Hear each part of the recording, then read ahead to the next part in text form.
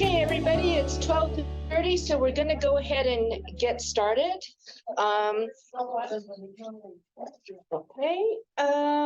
So hello, welcome to the September Department of Family Medicine monthly meeting. And we are streaming from the UC Health Family Medicine Center in Boulder. So welcome to the roadshow. We're going to learn more about the Boulder Clinic and all the people here that make it happen and the ones that they do here. And then after that, we'll be talking a little bit about what's going on with strategic planning. So with that, we'll be ready to roll the video. All right. Oh, we need to.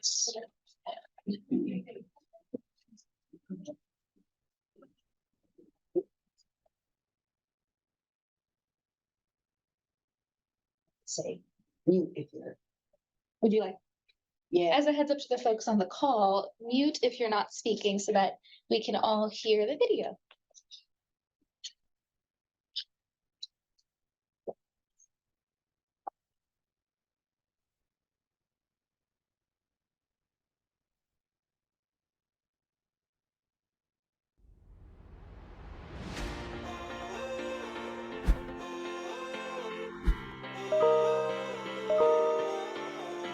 Hey there, I'm Dr. Jeff Lewis. I'm the medical director here at UC Health Family Medicine in beautiful Boulder, Colorado. Welcome to our clinic. We began as a small two-physician clinic nearly 28 years ago, and in 2016 we moved here, and we've been growing ever since. We are a multi-specialty clinic specializing not just in family medicine, but cardiology, neurology with a specialty of movement disorders, OBGYN, midwives, ENT, audiology, occupational therapy, physical therapy, and podiatry. Now keep that leg up there, the left one. Bring this one down and then right back up. Down and right back up. Good. One other unique thing about our clinic is that we have an eye shop on site. And while we have medical eye doctors here, patients can also order their glasses and lenses here. We also have on-site point-of-care lab testing and access to the UC Health Hospital lab. We also have X-ray on site. Over the past couple of years, we've developed a strong group to support our 10 family medicine providers. We have 10 MAs, 5 nurses, 2 psychologists, 2 psychiatrists, 1 care manager, 1 social worker, and 1 clinical pharmacist. And the community we serve is, the majority is actually CU Anthem insurance patients. So these are faculty and staff who work for mostly CU Boulder, but other parts of the university.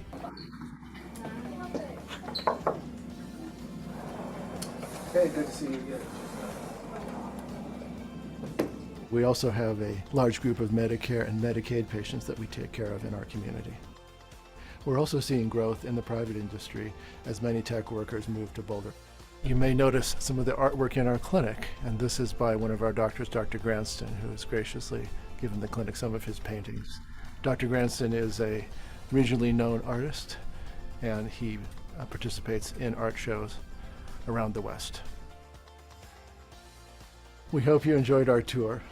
Please feel free to let us know if we can help you in any way in the North Metro region. I know a lot of people don't always think about the Boulder Clinic, but I hope we've given you a good idea for who we are today.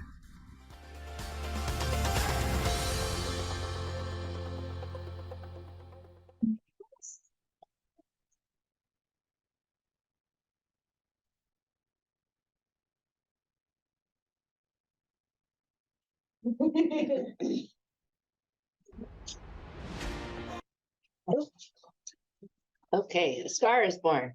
Okay, and now it's my pleasure to keep going back to the remote. I'll get set up. I want to introduce you here. Oh, Okay.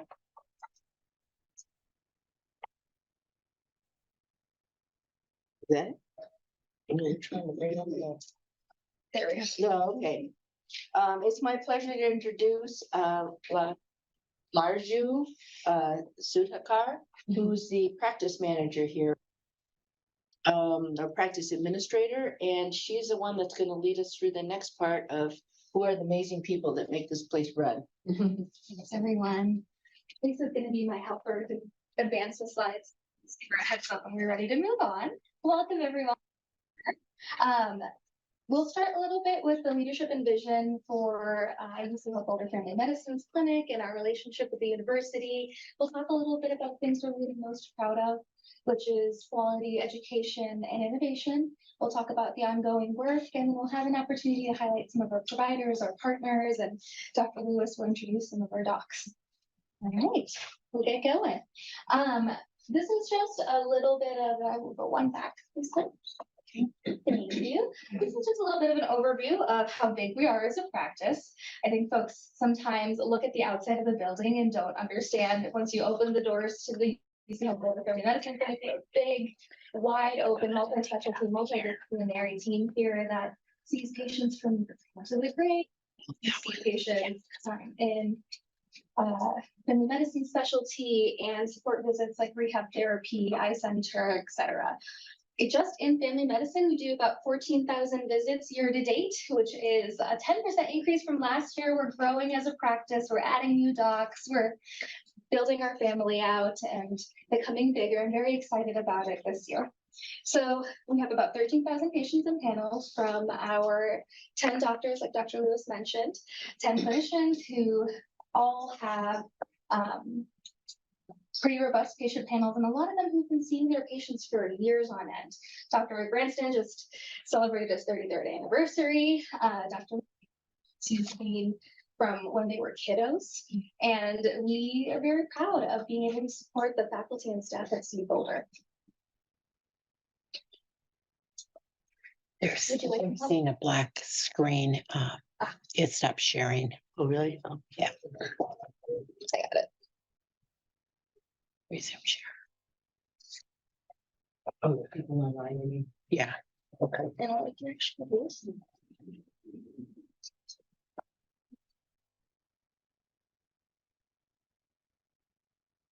all right, virtual folks, can someone let me know if you can see the screen now?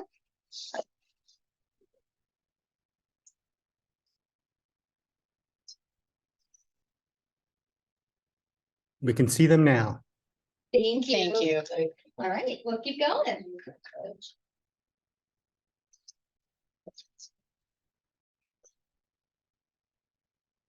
Thanks, Lisa, for being You're so welcome. patient. No problem. Like I mentioned, the three things that Boulder Family Medicine and the Boulder Clinic are our importance and our work in quality and collaboration in teaching and education and access and experience. So we really do our best to try and meet our patients' needs where they need them, when they need them, and our providers have been available for our patients to make sure that they have the right amount of access, make sure that they can get in on time, make sure that whether it's Susan getting them in for a hospital follow in a timely manner to get them caught up, whether it's the work that we do for depression screening follow-ups, whether it's the work that we do to work on our 14-day access metric for UC Health, we focus a lot on making sure we're meeting patients where they need us.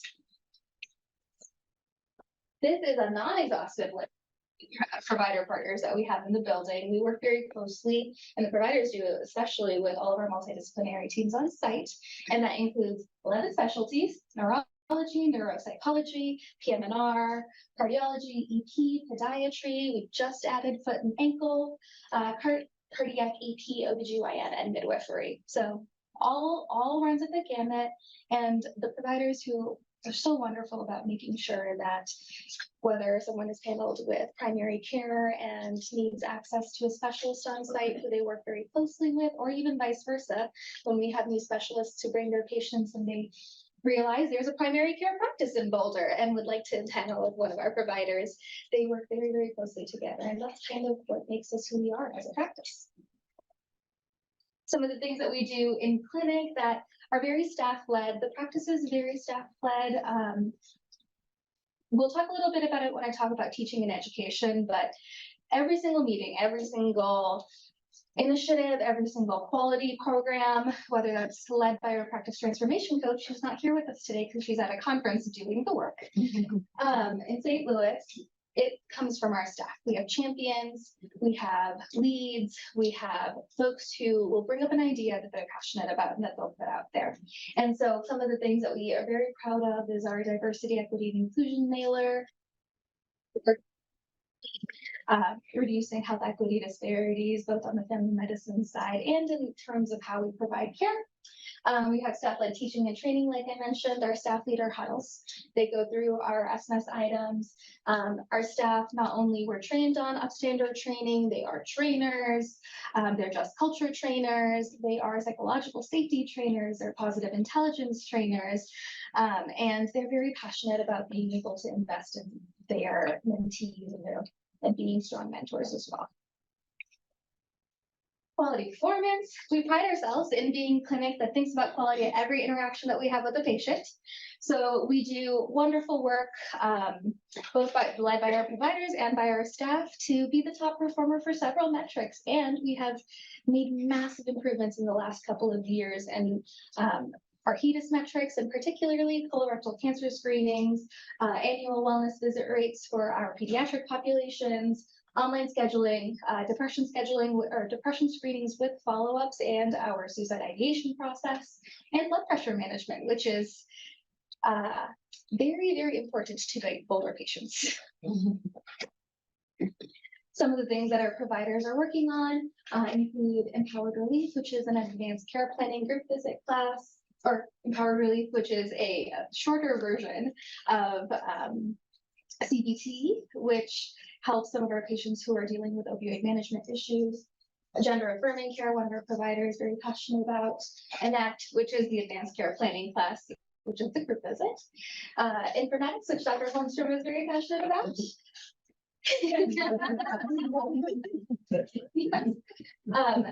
Painting, which I'm going to butcher this because I don't pronounce it very well, but plain air painting,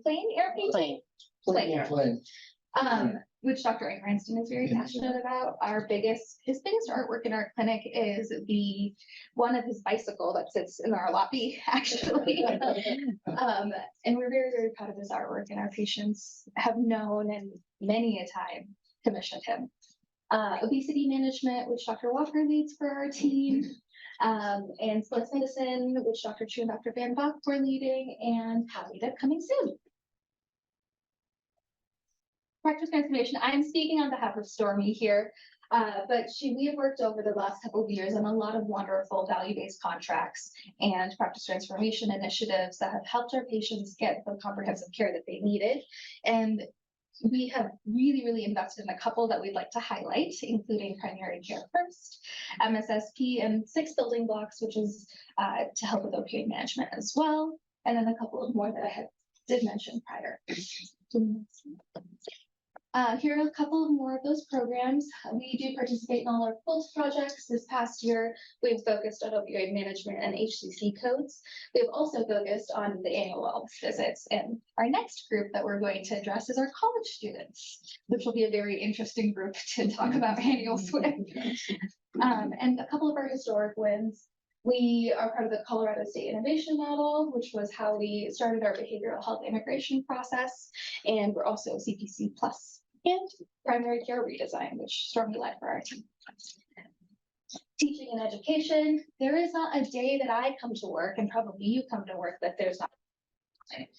We teach everything in the building, from audiology to pharmacy to, we have learners in PT, we have learners in ENT, and all of our specialties. Sometimes the residents will rotate through here. It is very characteristic of the Boulder practice, especially with the relationship with CU. Down the street. A couple of the things that our own staff are working on and making sure that they have long careers in healthcare where they are satisfied and developing their own personal and professional development. We have 7 staff members currently in degree programs, and several of them are MAs or passes going back to school to become nurses.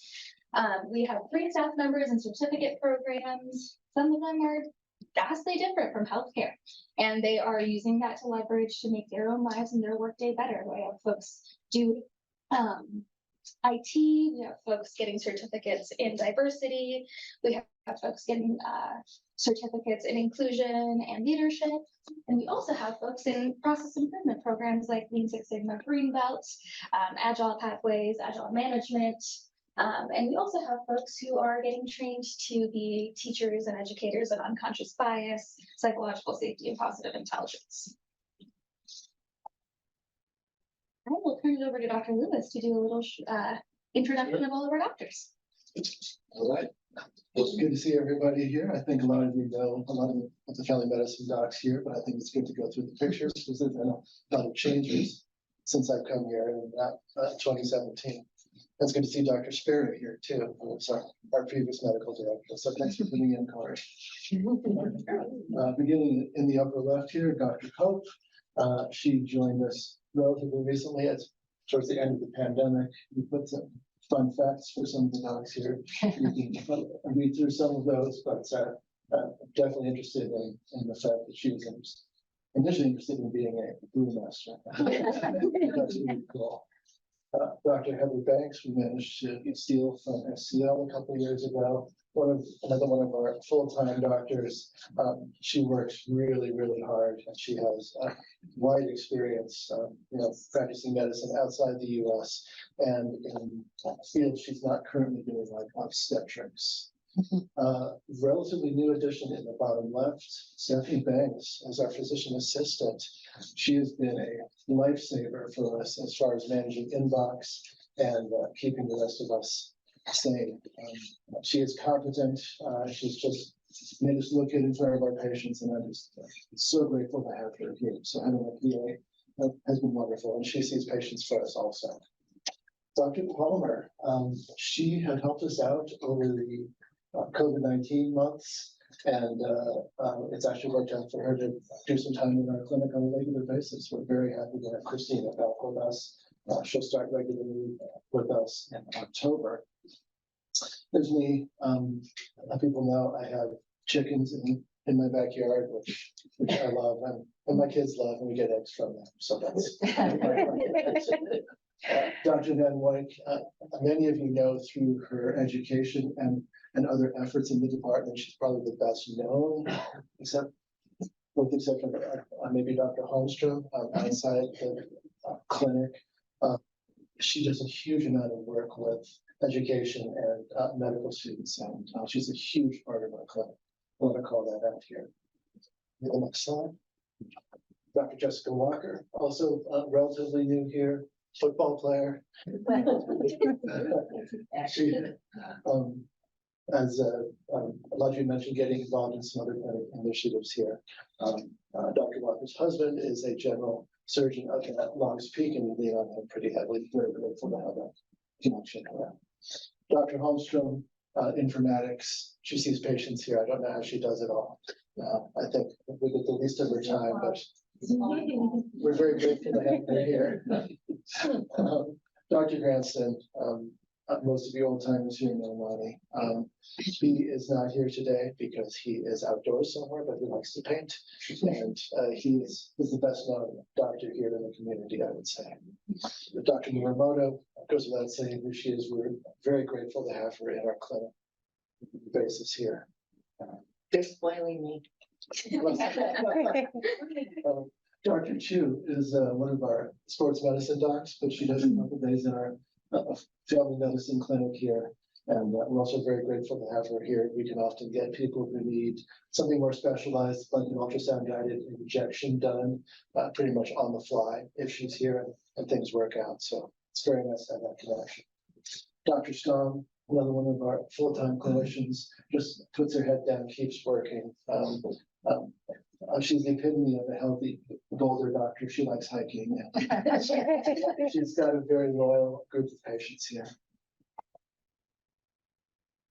Other providers here, non-family medicine, that's something you may not know something about. We've really developed over the past few years a strong behavioral health components, and we're very grateful to have psychiatry and psychology here. So these are virtual visits we can schedule with our psychiatry team, with Dr. Kappas and the two Dr. Trans.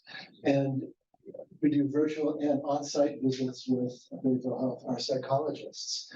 This is really helpful for us to get our patients in for depression, anxiety, things like that. But we also use them for warm handoffs if someone's actively suicidal. Very reassuring to have some help there. And so we call on them on the fly sometimes to come see patients, which is really nice. And as long as you mentioned, a lot of teaching going on here. So there are the names of some of our interns here.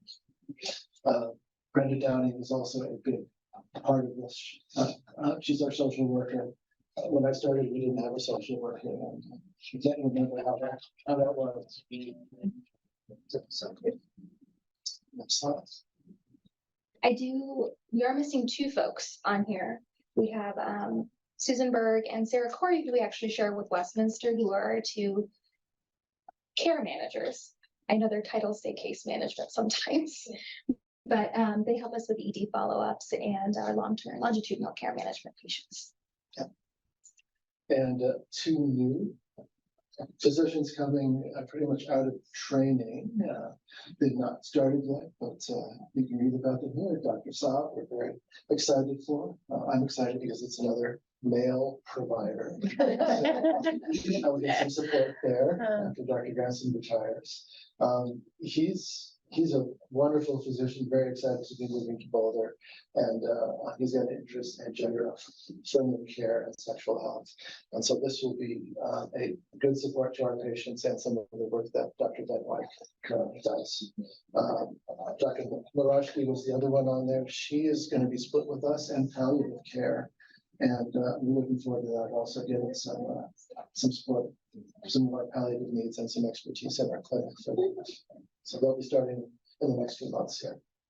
After that, we'll be up to 14 family medicine providers, which is actually it's more than 2 times what it was when I started. Thank you. Thank you.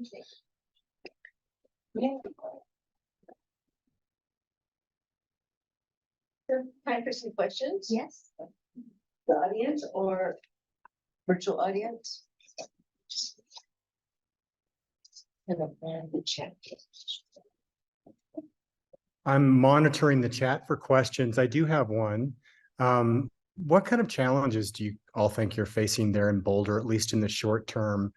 I know a lot of clinics are beginning, especially post-COVID, to notice new trends in their patients, in what their patients need. Have you noticed anything? Are you reacting to anything? What do you think are your biggest challenges right now?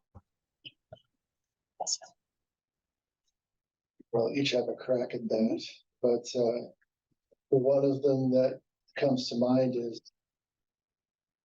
and that goes for both new patients and for specialty. We're kind of split in between sending people down to Anschutz and up to Longmont. So we've really become more involved with what used to be the North Region UC Health clinics, and we send patients up to Longmont or up to Loveland or Poudre Valley even.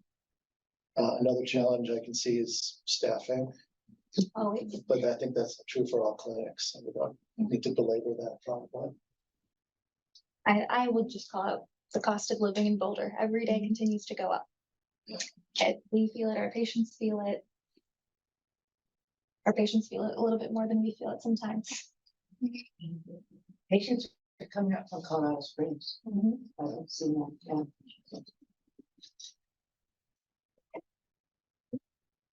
Other questions? I have a response to that previous question. I definitely see more trauma. We had the Boulder shooting, we had the Marshall fire, and of course COVID. So maybe, this tends to be a well-resourced community, but I think we've had a lot of trauma over the last few years. Absolutely, which is why you guys are really busy. But,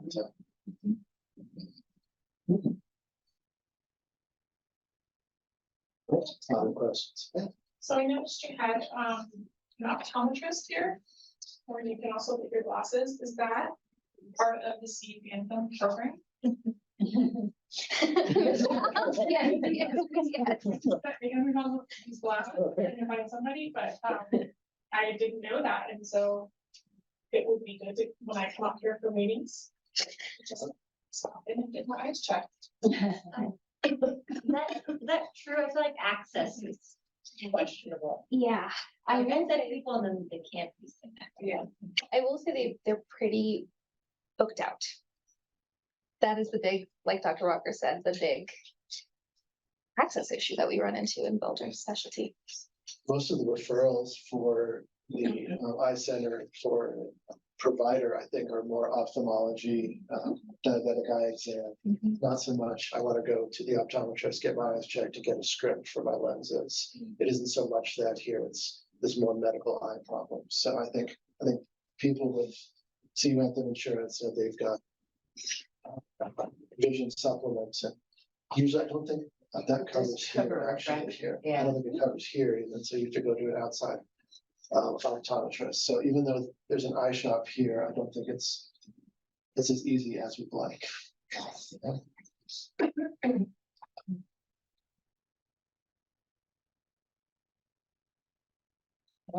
There's no questions in here.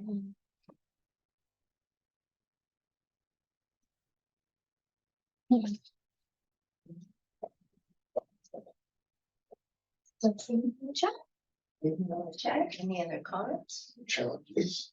The challenges. Growing in the HPV setting. Space. Yeah, Space. yeah. Space is always going to be an issue, I think, and yeah, it's just so neat to have a clinic with general practice and all these specialties around us. I don't think people realize how nice it is to work with a place where you can go talk to somebody else about a specialty thing and not have to wait. I don't know how doctors did private practice in the past. I've never done private practice. I've always worked in university settings, so this is easy.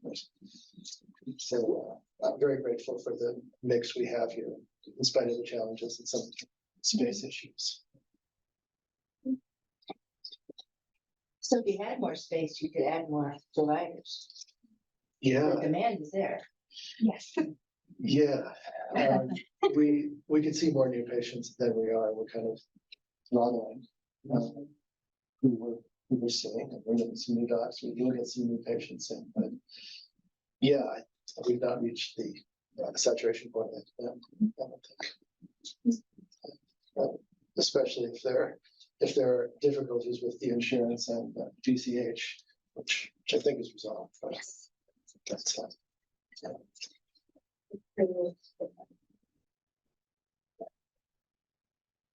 So one thing, there's some folks out here that haven't seen the clinic, so can we do like a clinic tour afterwards? Sure. Is that available? Okay. Absolutely. It's a beautiful clinic, yeah. Thank you. Okay. All right. Thank Sounds you. good. We'll turn it over. Yeah. I'll close all my stuff. Okay. Okay. Right. Here we go. Let's see, kind of otherwise, really good. Let's go. Yeah, let's go ahead and bring. Okay, you good here? Yeah. Okay, thank you Boulder team for introducing us to your clinic and letting us know all the wonderful things. I practiced in this clinic and I learned a bunch of stuff. So yeah, so that was wonderful. Now we want to move on. Michael, you want to join me up here? Or? Yeah, sure. Michael and I are going to give just an update on the strategic plan. That's something that started off a few months ago, and we're kind of in the thick of it to tell you where we are and how we hope you will participate. So go ahead. So one of you might be asking the question, how does it relate to the clinics? We're here out at the clinics. And so I just want to emphasize that our clinical practice really is the foundation of being excellent in the academic things we do. We're great as a department academically because we have a great clinical practice. And all those people that you just saw and the other people you've seen in our other road shows are really the ones that are anchoring that down for us. So medical student education, they're attracting the next generation of family physicians by exposing them to a well-run clinic that has all the things like Boulder offers. And then the family physicians who they're busy in their practices, but they take the time out to teach and convey that love for family medicine to our students. Resident and fellow training. This is not a primary resident training, but we do see fellows here. And fellowship education, residency education, it's impossible if you don't have enough patients and the right kind of patients. In fact, you won't even be accredited.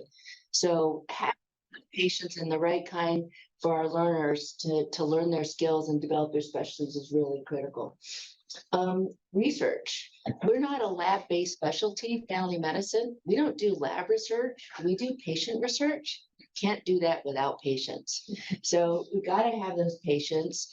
And also for our researchers, the most important questions really arise out of practice, because that's our clinicians saying they want to know the answer to something or they observe something. And researchers want to answer questions that matter. And our clinicians are the ones that help them identify what are the important questions that matter and would change practice. And then community engagement. We're different. We're not a public health department. We're not a department in the School of Public Health. But what we are, and I've always said family medicine and the community medicine that family medicine does is the interface between the healthcare system and the public health system. So how we contribute to public health is how our partners partner with our practices, partner with our public health agencies or community-based agencies to address things like social determinants of health, to participate in things like pandemic vaccinations. There's all kinds of ways we participate, even though we're not a public health agency. So I'm really proud of that. And I think that's one thing that's special about family medicine.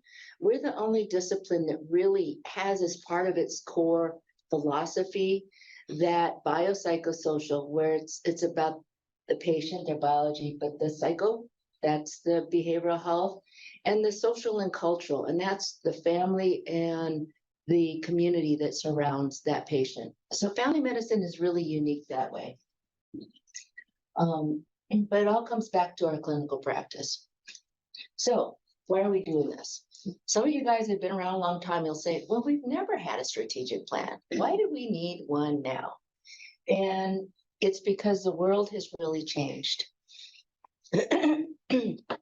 So in the past 20 years, not even counting if we go back farther, these are all the things that have changed, and I'm not even having a full list. The department is much, much bigger. We're now about 180 faculty. I don't know how big it was when you started, Colleen, but it was way smaller than that. Six, okay. 6 to 180. That's a many-fold difference. Healthcare is drastically different. I mean, in 2019, how many of us were doing telemedicine? The pandemic really changed that, right? And it's continuing to evolve really quickly as new technologies come on board, new ways of delivering care, and then financial pressures. Medical education has changed. How we go about teaching students.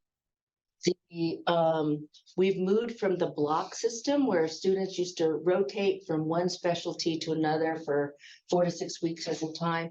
Now our school is the first one in the country to develop an all longitudinal integrated curriculum where the student is partnered with a practitioner in a clinic, and they experience all the things that they used to rotate through. So that was surgeries, internal medicine, family medicine, pediatrics. And so it's a huge responsibility to our clinicians to take on those students. But I think it's better because it gives them a much more realistic idea. What is primary care about? Primary care is about continuity. It's about relationships. It's about getting to know our patients over time. And in 4 weeks, the student never gets to experience that. So that's really important. That's where a lot of the joy of family medicine comes from. How we train family medicine physicians is different. Some of our faculty leaders in developing the competency-based education that's really, right now it's time-based. You know, you spend 3 years and you pass stuff and then you graduate as your family physician. So we're starting to look at, well, is that the right way to do it? Maybe there's skill sets, there's competencies that really should determine when you're ready to graduate and go out to practice. And family medicine is one of the harder disciplines to do that because we do so many things. But our faculty, Linda Montgomery, for example, has really been one of the leaders, been leading workshops and doing all kinds of stuff to help move that along. Family medicine training now requires more in community engagement and advocacy. That's different. That come at with the new requirements. Research, there's new priorities. I was just talking to someone at the CCTSI, research agencies, and I'm thinking about the National Institutes of Health right now, they're placing more emphasis on health equity and the importance and power of community engagement to really understand what causes health inequities and how do we address them. That's a new priority that pretty recently has come on the radar screen. Prior to that, no.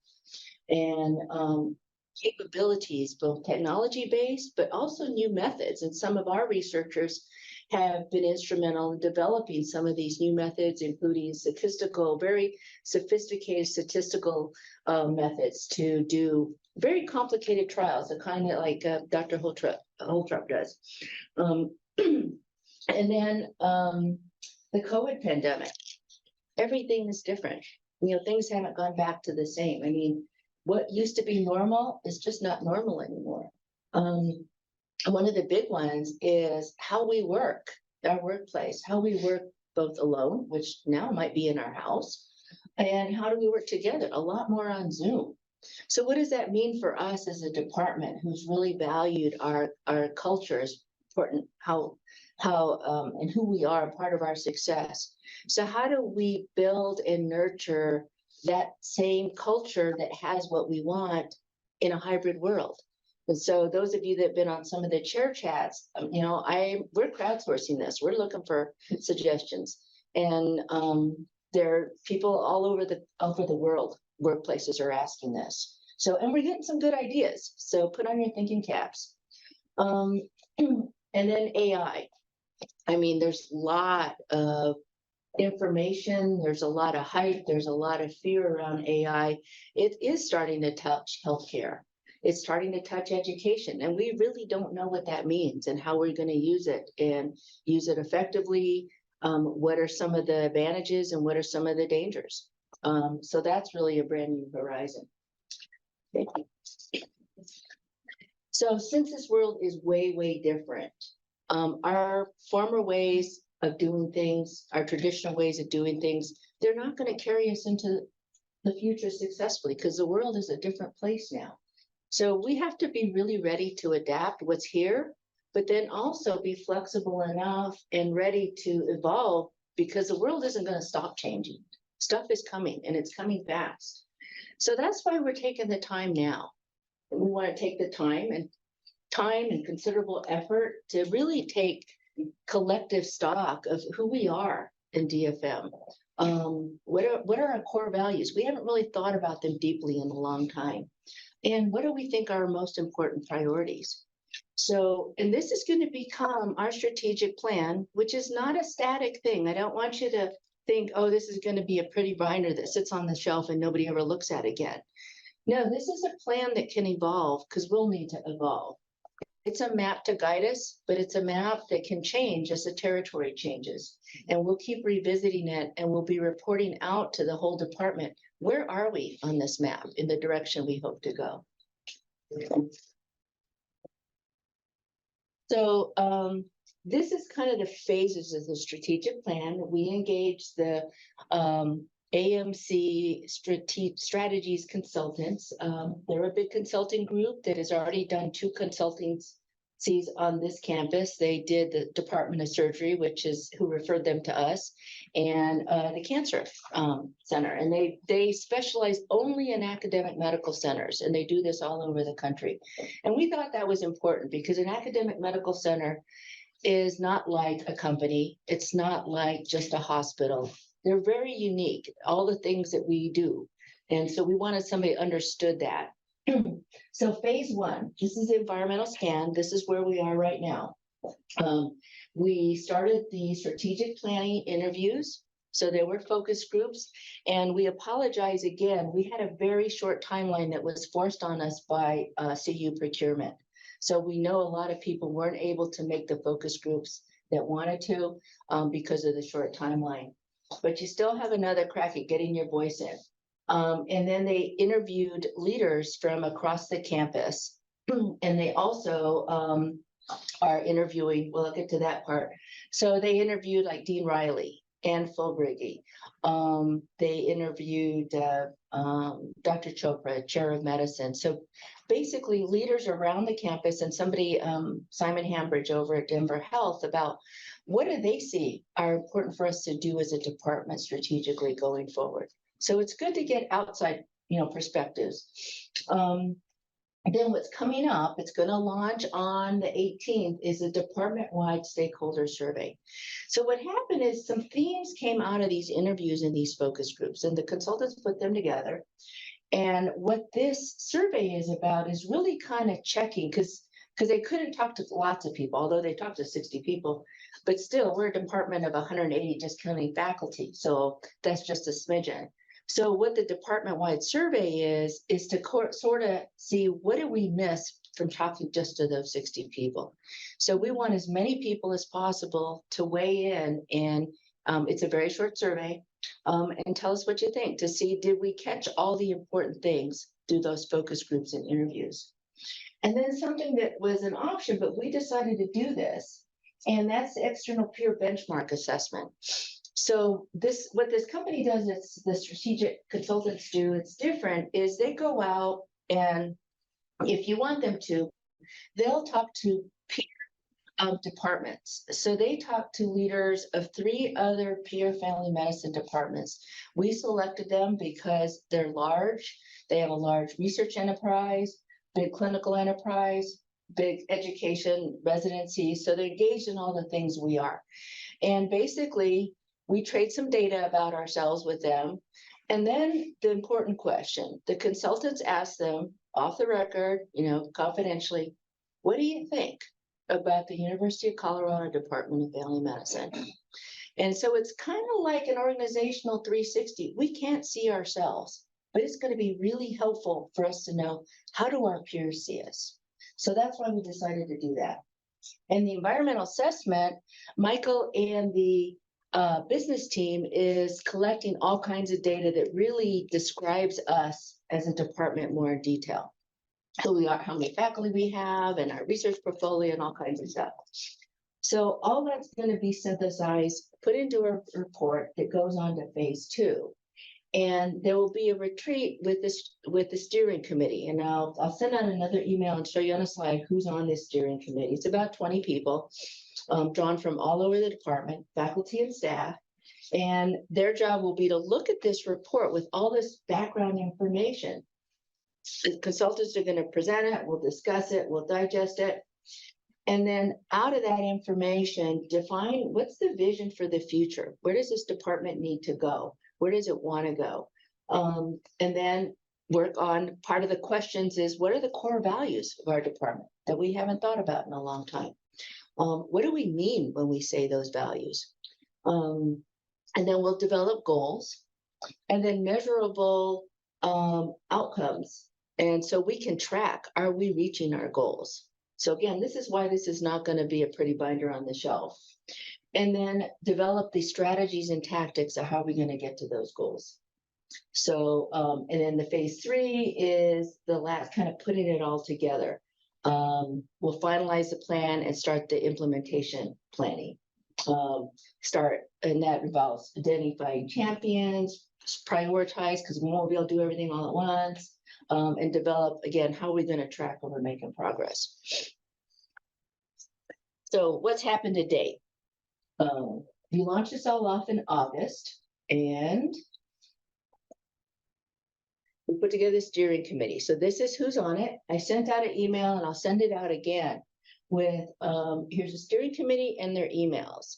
And so this is another way you can make sure your voice is heard. Reach out to a member of the steering committee and give them your opinions, what you think we should be doing, what our priorities should be as a department. Okay, and you can see it's drawn from really widely across the department. And then starting on the 18th through the 28th, so it's only open for 10 days, so don't dilly-dally. This is the environmental scan, it's an all-department survey.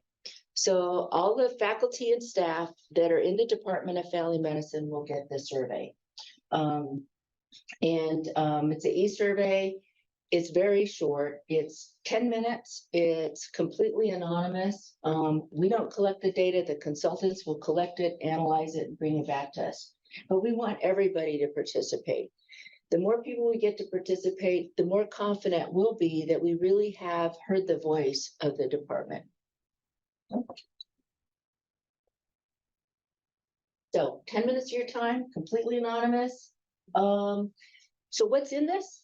It's a few general questions about your roles in the department, not detailed enough to be able to identify, like, are you faculty or staff? Those kind of questions. And since we have a lot of our faculty that are employed by Denver Health, that's a question. Who signed your paycheck, CU or Denver Health? What are important core values? This is a really important one. They've listed things that came out of the focus groups and the interviews, but there's space to write in other ones if you feel like we're missing something. And then they ask, what do you think are the most important strategic priorities? Again, they have a list of things that came out based on the leadership interviews and the focus group so far. And then there's one kind of open comment question. Actually, I think we have two. What's one additional idea you want to contribute that thinks it's important for us strategically going forward? So this is truly everybody's chance to give input. Right? So what's coming up next besides the survey? So phase 2. So there'll be a retreat. It's about a 3/4 day retreat, and then a couple of strategy sessions with the consultants, where again, we're going to look at what's the data that's gathered so far and really start to have those conversations about what our vision should be, which are core values, and then start to develop the goals. And then phase 3, which will wrap up in January, is the final meeting for the steering committee. And we really start getting down to the nitty-gritty of implementation planning, identifying who's going to do what, who can help lead and champion various things, when are we going to do it, and the resource requirements, like what resources it's going to take, time, people, money, space, and figuring out how we're going to get those resources. And again, what are we going to sequence? Because we won't be able to do everything all at once. Want anything? Yeah, just first off, if I haven't had a chance to meet you yet, because I'll start back in December, my name's Michael Cahill. I'm Director of Finance and Administration here. And no worries. It makes me feel like a veteran at this point. And so just, a couple things I'd highlight is there's the notion of strategic planning, and like Myra said, of something that gets created, put up on the shelf. Anyone in the room who's done quality metrics and you see, the poster up on the wall that collects dust, it's, 18 months old. That's not the intention of the strategic plan. It's a living, breathing document, but it's created to say, for the mission areas and the programs that we have, the clinics that we have, what's the right work at the right time and who are the right folks to do it. That there's a line of sight from the big picture department goal to everyone, right through to say, I know what I'm working on is relevant to what the department's goals are via this. And we're doing the right work at the right time, because there's limited resources, there's limited time, and so we can't be all things to everyone all the time. And so to make sure that we get the quality of outcome we want, we got to make sure that we're dedicating, we're scoping correctly, we're dedicating the resources, and we're putting realistic timeframes on that. And so that's what I'm really excited about in this is, coming out of this to say, I'll use the phrase true north, that this is the direction we're going as a department. And here's what each of us do related to that. So can't say it enough. Please participate in the survey that's coming out next Monday. And thank you in advance for doing that. And most importantly, I think we're here to make sure that any questions that you guys have, thoughts, comments, and the like. So 2 comments. We'll be putting up a website where we're gonna have like who's on the steering committee and keep updated. We just haven't done that yet, but it'll be on the intranet. And then I want to say some comment to, I know there's folks in the room whose paycheck is not signed by Denver Health or CU. But how you can give your input is talk to the people on the steering committee, talk to the leader of your area, because you're part of the team. But this is a Department of Family Medicine strategic plan, so we couldn't really like bring in all parts of like UCH. They have their own thing going on. But you're part of our team at the clinic level. So what you think is important. I don't want you to think that we don't want to know. We want to know. Because you're part of our team that makes it happen at the clinic level. And you'll see things from a different perspective than other folks. So I really want you to convey that to like Jeff or convey it to, Michelle. But that's how you can get your voice in. Okay. So questions, comments, looks like we're good on time. okay. This is a quiet crowd.